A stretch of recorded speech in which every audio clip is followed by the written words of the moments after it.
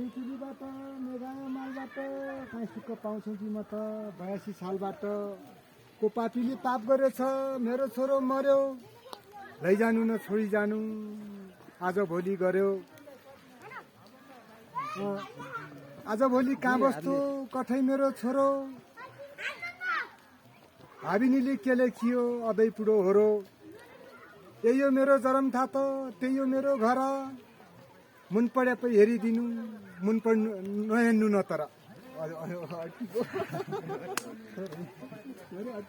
अलि साउन्ड अलि सानो आउँछ होला